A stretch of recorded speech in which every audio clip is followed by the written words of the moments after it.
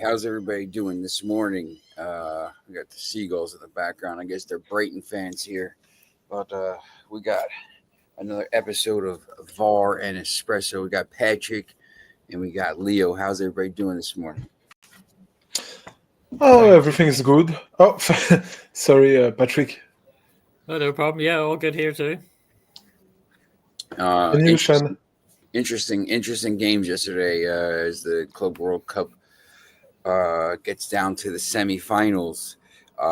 We had two big heavyweight teams advance. We had a couple heavyweight teams go home, a couple European teams go home. I guess which of the two games yesterday were your favorite? You can start, Patrick, if you want. Yeah, I think it was PSG Bayern, but the last few minutes of Dortmund Madrid were so chaotic that it almost got up there. But that was only about 10 minutes or so, as opposed to the entire match. The PSG Bayern match was, I would say, by far the match of the tournament so far for me. Bayern were super impressive, held PSG back for such a long time, nullified most of their threats, just not able to get the precious goals that their play deserved at times. Maybe the clinicality wasn't 100% there, but as PSG do, they found a way. But it was a rip-roaring match. It was fantastic. A lot of drama. An unfortunate, obviously a horrible injury as well to Musiala, which is just horrible to see. And a bit of fallout. I saw in interviews afterwards where I think Manuel Neuer was quite critical of Donnarumma. I didn't see that. I don't think it was a malicious. Any malice in it. I think it's just one of those footballing incidents. But yeah, obviously Neuer's teammate, so he wants to show up and support his teammate. But I think it was a bit over the top to say that it was vicious. This tournament either means something or it doesn't. Like for these teams, I think when you start saying, people are getting mad because it's a friendly in this look. These teams are trying to win the tournament at this point. Like Bayern Munich is trying to win the tournament. PSG is trying to win. Real Madrid is trying to win the tournament. Dortmund's trying to win the tournament. Like they're not taking this as a friendly. And those matches yesterday clearly show that. So if it's not a friendly, if it's just a match, and that something like that happens, and it happens, these things happen in games. All the time, if that was week 2 of the Bundesliga and that happened and he's out 4 to 5 months, what are you going to, people, it's going to happen. Like, I just, that's the only thing like that I'm like kind of a little bit critical about with him. Like it's unfortunate and it's, it sucks to see the injury and all that stuff. But yeah, look, that stuff happens in the game. Yeah, I totally agree with you, but I have a question for you. Did Donnarumma is in fault? Because I think it's unfortunate for Musiala, but I think Donnarumma could have done better because it's reckless, probably a little reckless. Yeah. Yeah, I think it's uncontrolled to me. Because he sees 2 players in front of him because there were also Pacho. And the ball was next to Pacho, but Donnarumma couldn't see it. So I think it was quite a difficult move for him. I've long since given up what crazy goalkeepers think in their brains during some of these plays when you come out and see every single time you see a goalkeeper give away a penalty because they're they don't they're going to get the ball and there's you're watching this and there's just no chance he's gonna get what are you doing? Stay in the net. Like and he gets it and he wipes it out and you're just like, what are you doing? But I don't know. I especially there, right at the end of the half, it was the last play of the half.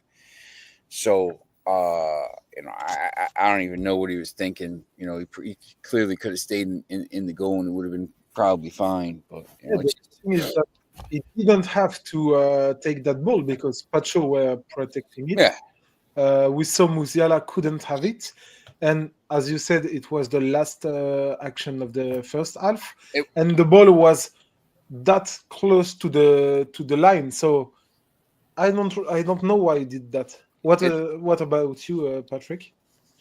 Yeah, no, I think all your points are very valid. Again, I would sort of sit back up what Sean says. Sometimes I just don't understand why keepers do the things they do. I think maybe in part they may feel they've got a sort of special protection because, like, sometimes when you get a corner, if the keeper jumps up for the corner and he gets ever so slightly touched, he gets a free. And I think sometimes they're ludicrous. So maybe the keepers are thinking maybe they can get away with a bit more in the box. But it was reckless. There was no malice in it, but it was a rush of blood. It's also unnecessary. It's also only the third worst tackle. It's definitely the second. It's not even the worst tackle in the match. The red card was absolutely ridiculous. I have no idea what he's doing in that at that moment. I mean, people are like, I don't know, was that a red? I'm like what? That was the tackle was terrible. I mean, you can't go studs up. Talking about Pacho's tackle? You can't go studs up close to the knee anymore. It's just not something that's feasible. Yeah, but if we just talk about the game in itself, it was, as Patrick said, a really, really good game. And moreover, it was quite super interesting to see PSG playing a team against a team with a high pressure because PSG are known to press super high on the field, and Bayern did it too yesterday. And during the first half, I think Bayern did it better than PSG. They took the ball higher than PSG. They had chances, real chances, and they were technically cleaner, in my opinion. So yeah, and looking at the statistics, we can see Bayern had more possession than PSG, but PSG had more real threat on the goal. So it illustrates perfectly the results, in my opinion. I thought, to be honest, until the goal came, I thought PSG. I was watching the game I was watching the game on the beach with one eye on the. I really started to watch the game closely. The first 20 minutes, I was kind of had one eye on the water and one eye on the game, and then I started to watch it. Sorry, it was tough. It was tough. I actually thought PSG, just mentioning it, and I listened to Pedro. So yesterday, I took, I had a ACA or parlay for Real Madrid and PSG. So I was sitting there and I was like, man, I think PSG's in trouble in this game. Bayern scored a couple goals that were disallowed for offsides, but they're clearly offsides. And then Doué scores, and you're like, all right, PSG's going to win this. And then the red card comes, and then, Kane scores, called back, and you're watching the game. You're like, man, I don't think they're going to hold on. I don't think they're going to hold on. And then they get the second red. The second red card was ridiculous. Like, what are you doing? People are like, it's a little soft. It's an elbow. Like, come on, man. Like, he knew exactly what he's doing. They're down to 9, and I'm like, yeah, there's no chance. Like, the Bayern's gonna tie this up, and then they're gonna go to extra time, and they'll score 6 goals in extra time. And when the goal, like the attack that came when PSG, hit the Dembele hit the crossbar, and then they ended up I think it was Dembele hit the crossbar. They ended up scoring right after that, and just like man, it's like a light bulb went on. You're like, man, this PSG team is like, I just don't think they may never lose another game. They may never. Yeah. They're just absolutely ridiculously talented. Kvaratskhelia is a monster, and Doué is 20 years old. He's a monster, and Dembele's having the season of all time, and they have all these players coming through. And look, they still have they have Real Madrid on Wednesday. We'll get to that probably today or tomorrow. But this team is just so good, and like to be able to go and score a second goal down 2 men, it just shows you how talented this team is. Yeah. Yeah, I jumped up from my seat when the second goal went in. It was delightful to see. I was impressed that they show this level of maturity that they've never had. Like other people obviously talk about the light bulb moment towards the end of the Champions League group stage this season, but yeah, compared to even previous iterations of PSG, to withstand that pressure, to have their game plan completely nullified for large portions of the match, to sit in there and to use the weapons they have on counterattacks, to then bag a goal when they probably should have been maybe 2-0 down at that stage, just shows. Yeah, as Sean says, like they look unbeatable at the minute. They're frightening. They show no fear going back up. They didn't play to the corner. They didn't try to waste time. They took their chances. Obviously, Dembele coming on as a sub as well was a fantastic weapon to have. But yeah, no, I'm all with Sean. Hakimi's a monster. Hakimi is extraordinary. He's the African Player of the Year easily. He's probably he's arguably in the top 10. I don't even know. He's probably higher for Ballon d'Or. But I think if Hakimi were counted as a real right winger or something of a forward, we would never talk about Dembele Ballon d'Or. We would talk about Hakimi Ballon d'Or because he's 30 goals and assists this season. He's right back. Just to recall, he started his season with the Olympics. He won everything he could except the Olympics with Morocco.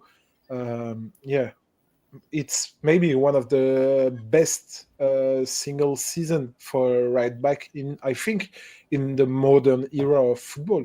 It's incredible. I never saw that. Leo, I have a question for you now. As a Lyon fan, Koumbedi is better. living as a Lyon fan, living 30 kilometers from Paris at this point, are you like, or have you just even if, I don't know what, say you even get, say you win the appeal and get to stay in Ligue 1, like, are you just like resigned to the fact that PSG is going to,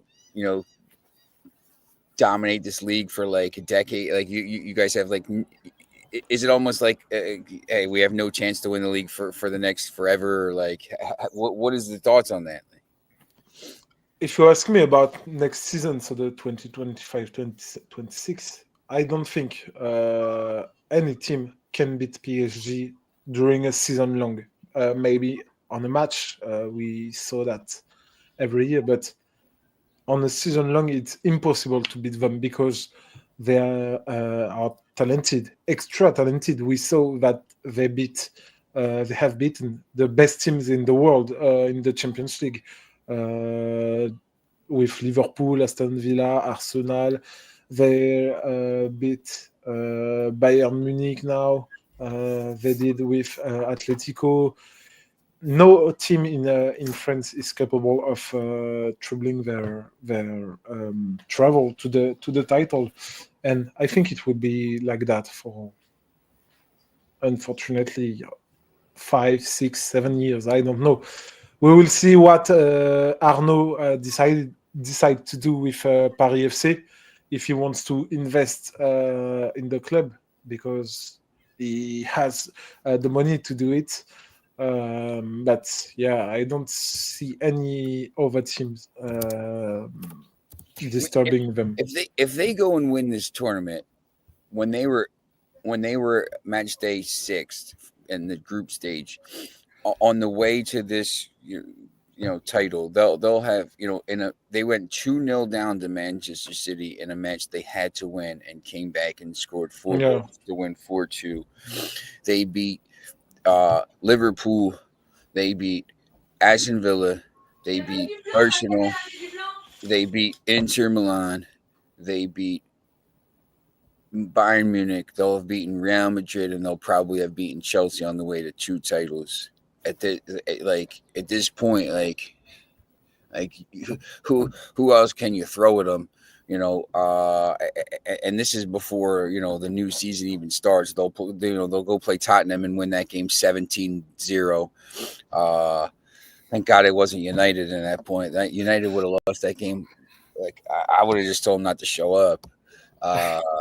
But like I just, I mean, it's scary. Like you'll see. I think it'll be huge news that because I don't think they'll go through the whole season and beaten, and someone will beat them. Like it'll probably be, like wait, who?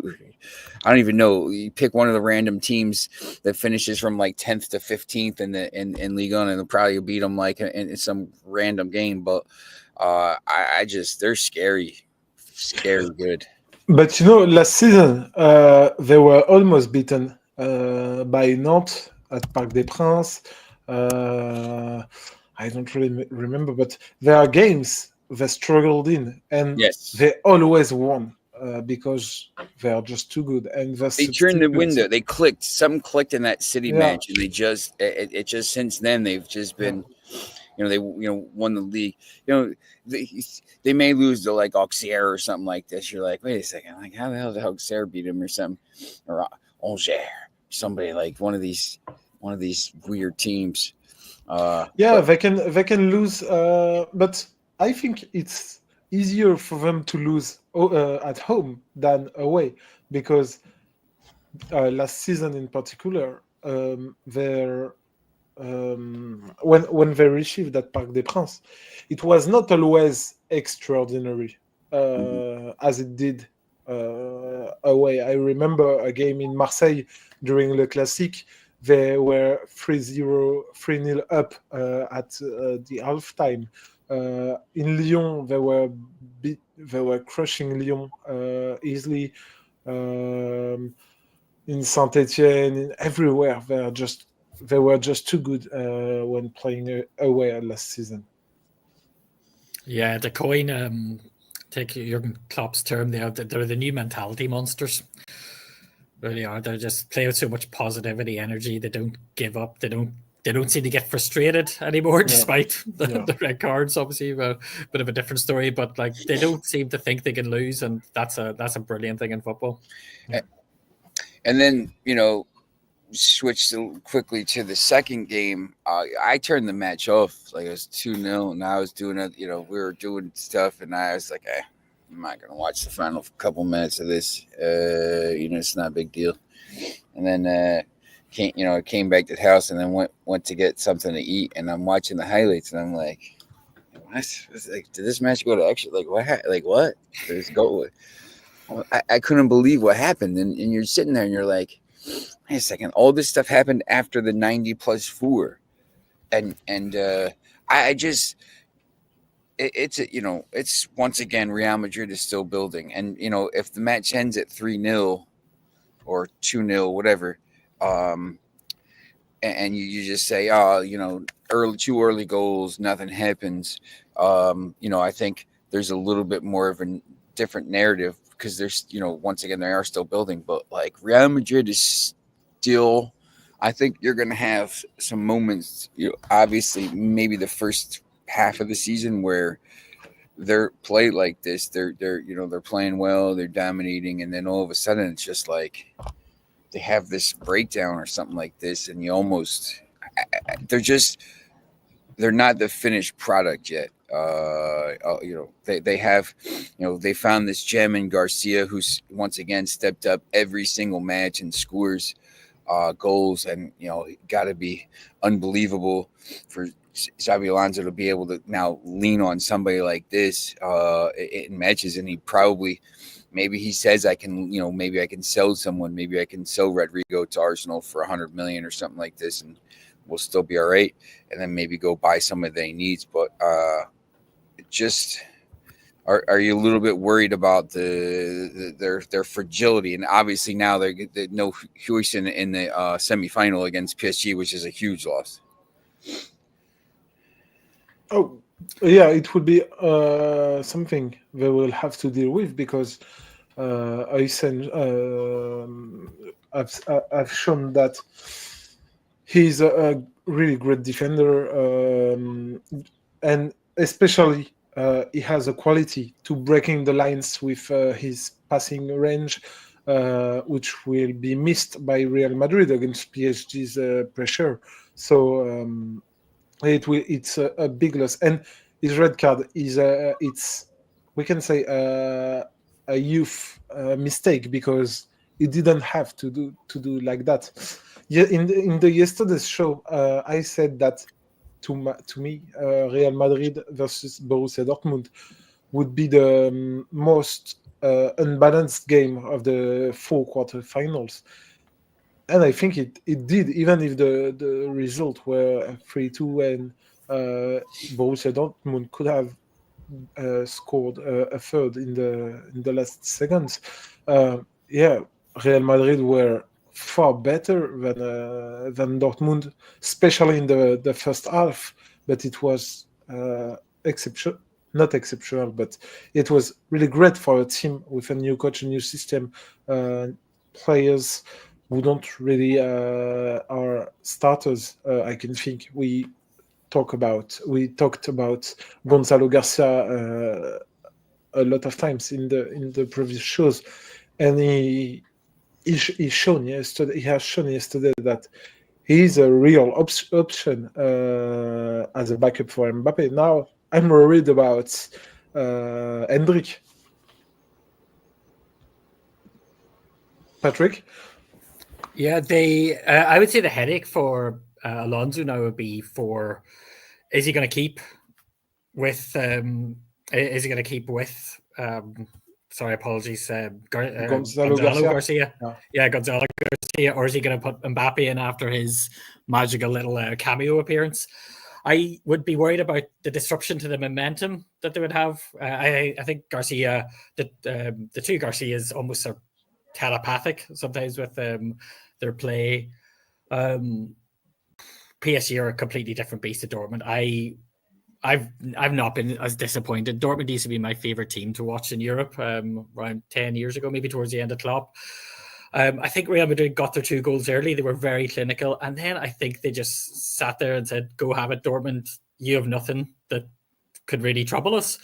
And Dortmund was so passive. They were so... Yeah. They weren't really attacking. And like, Sean, I don't blame you for switching off. I watched the whole thing, and the first half I had a few notes in. The second half I didn't have a note really until the 90th minute. It was just so ponderous, so lackluster. Any negative word I can think of for Dortmund. They just didn't seem to want to really press and attack. And from a team that would have been known as one of the more famous teams for starting off gegenpressing, or they're definitely the team that put it on the map with Klopp's teams.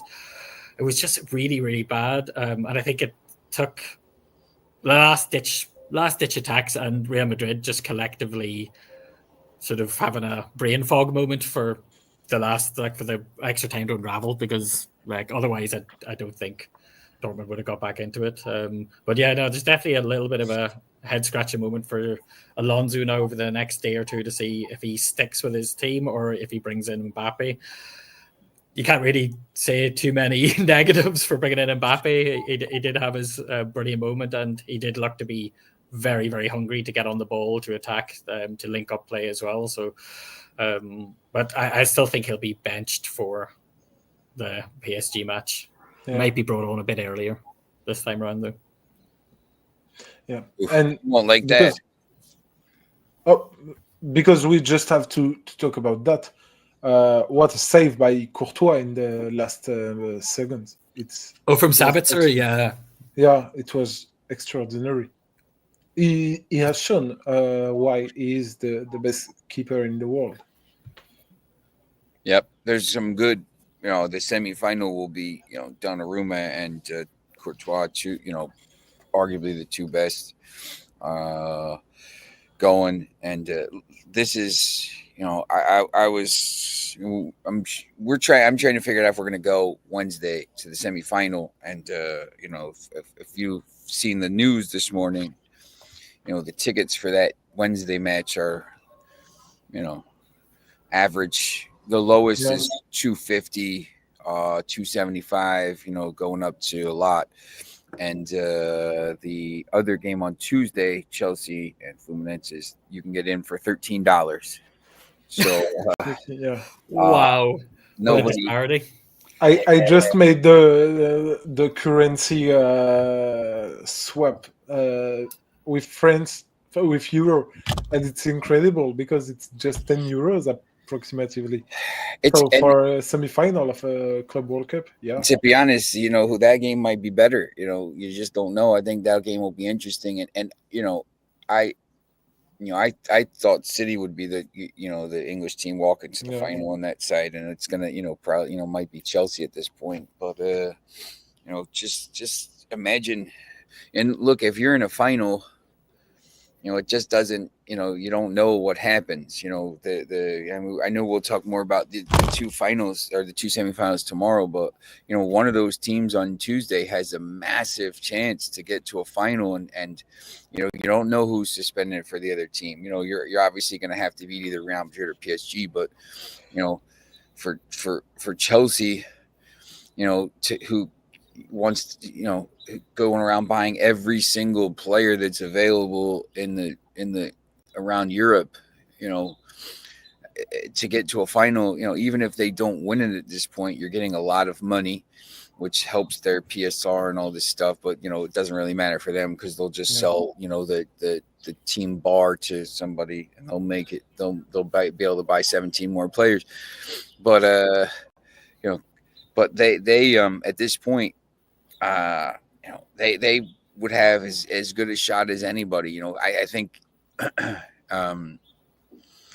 everyone thinks that the winner of the Wednesday game, and clearly that's why the game is so the everyone wants to see is the ticket prices and stuff like that will probably win the tournament. But I think it's played out pretty much how we thought. It was going to be the Real Madrid and Bayern on one, PSG on one side, and the other side was going to be a Premier League club, and one of those teams from the top half of the bracket, one of the Brazilian teams, or Benfica, and it's basically played out like that. Now we have to see how those games go, and who's actually in that final next Sunday.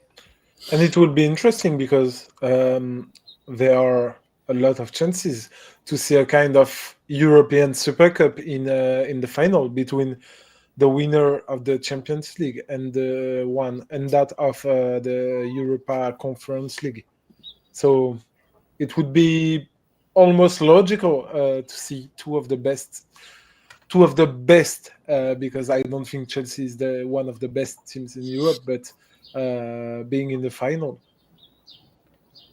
It's the I think when I think Chelsea will win, and I think PSG will beat Real Madrid just because Huijsen's a big loss, and I just think once again PSG isn't going to lose anything. But you have the semifinalists are the 2021 Champions League winner, the 2022 and 2024 Champions League winner, and the 2025 Champions League winner. You're only missing the 2023 Champions League winner. So when they had this tournament and when they said, these are the teams that are going to get in, I think, you obviously could have,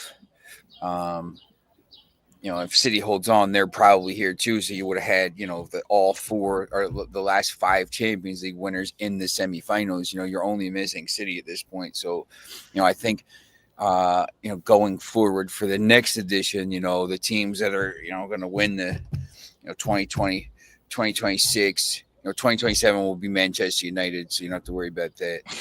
2028, 2029. But it's good to have dreams in life. I was going to say maybe the sun's got you a bit there with that one. Very, very, very bright, very dehydrated at this point. But the look, and when there's the difference between the ticket sales here, because it's America, and I don't know where the next edition is going to be. They said they might have it here. They said they might have it in Morocco. They said they might have it in Spain, wherever. The ticket sales, the teams that people want to see are in the, PSG and Real Madrid. No one cares about, not to offend anyone here, but nobody cares about Manchester City. like over here in America. Like they're getting big, but like no, they don't sell tickets. You know, the teams that sell tickets are Manchester United, Real Madrid, PSG, Liverpool, Barcelona, Liverpool. You could probably argue Arsenal. Celtic, I think. Celtic sells some tickets, but these are the teams that sell tickets, and you could just Chelsea. I kind of maybe thought Chelsea, but obviously now seeing this, maybe AC Milan also. Yeah, teams like that. Like the big, they want these, the teams that they, basically wanted to get here are going to be in the final. So like, that'd be a big ticket on Wednesday, and then the final will be, big ticket. People will be there. That match on Wednesday will be close. There'll be a lot of people there. And at $13, there might be a lot of people there. When maybe a bunch of kids will go and hang out. But for 30, I might go over. Yeah. You fly right in. You fly right into Newark right there, and you're basically at the stadium. You take the train right there. So just go. Go ahead. Would American fans sort of like appreciate more historically, like teams with like sort of long history as opposed to sort of Chelsea and Man City or more new money? Yeah, I think that's look. City is as an entity is I'm sure you've been to Manchester. There's the enclave there in Stockport, and the part of Manchester City there, and there's hardcore supporters there. But as a sporting entity, and this thing, they've only really been a big time club since they've been allegedly cheating 116 different offenses and stuff like this. So, and that's still yet to remain to be seen. So when that verdict does come out, that'll be a great day on here, by the way. When that verdict does come out and all this stuff. So they're not like, they're just kind of, trying to think like of a thing like that over here in America. It's just kind of like, we don't really have it like that. It's like, AFC Wimbledon, MK Dons, that kind of thing where they, it's fans are fighting back and stuff. But if we can just have a word on a potential final, I think the only way Chelsea or Fluminense win this tournament is to face Real Madrid, because I think if PSG go to the final, nobody can. No one's losing. Beat them. PSG's not losing it to anybody, and I don't think PSG's losing to anybody in this tournament. Yeah, so Madrid are the last bastion for the Club World Cup. We got a special guest here. LJ Bachman's going to come and tell us. LJ, who wins on Wednesday? Real Madrid. Real Madrid. You think Real Madrid beats PSG? Yes. Even though Huijsen's not playing. Yes. What about the other game? Chelsea and Fluminense. Fluminense. Oh, we got. Oh wow. Okay. Nice. He says. I like it. I like it. Yeah, bravery. We will see. We'll have. And by the way, I want to congratulate Daniel, because he gave on Friday show. He said that Fluminense, Chelsea, Real Madrid, and PSG would be in the semi-final. So, bravo, Daniel. Clean sweep. Yeah. Nice. We with Pedro, we just missed Palmeiras. We bet that they would have beat Chelsea, but no, we made a mistake. And if we can just have a word on Chelsea, what did you think about that game? I know we have just 1 minute left, but if we have a look, I thought I said this last year with them. At some point, when you start buying young, talented attacking players and these midfielders and stuff, and you're spending hundreds of millions of dollars, and the City did this. They bought players and it didn't work, and they plugged other players in, and they did. If you're spending all this money, at some point it's going to click. You're going to find talent. Now they're trying to sign Ethan Nwaneri from Arsenal, and maybe Madueke goes the other way. at some point you're going to plug these players in and they're going to click. They have very talented, Casado and Enzo and all these guys. So they were just really like Nicholas Jackson isn't good enough. Watching him play for a long time, and now he's out, and these other players, Liam Delap, they're I think they're a lot closer to being a team that challenges for titles than they are the other way, like maybe collapsing. And they're if they win that game on Tuesday, they're in a final. And once again, if you're in a final, you have a chance to win. I don't know that they beat PSG, but nobody in the world, nobody in the world thought they were beating Manchester City in 2021. They played a perfect game and they did it. Yeah. So I think they're a lot closer to being very competitive. I mean, they just need to plug in. If Delap is decent, if he's good enough, and he's an upgrade over Jackson, which he is, they've already gone up, and they've already started to kind of challenge. So, maybe they just need somebody in net to be a little bit better than Sanchez. I don't know, but I think they're you watch them play the other day, and they're pretty. They still have these issues. They let in some goals. They do this stuff. They do it, but they find enough goals, and they're a pretty talented team. Yeah. Yeah, I think that's why this tournament is good for them, because it does help. It gives them the time to sort of gel together and iron out those kinks, see what's wrong, see what's working, what isn't. So yeah, like it's a definite bonus for a long run for Chelsea. Yeah. And Estevao, who will join Chelsea, show them that what he could add to this team. So yeah, it was a pretty interesting game. And just to recall everyone that Al Hilal have been beaten by Fluminense in the opening quarterfinal. So Sean, I think we made everything we want to do today.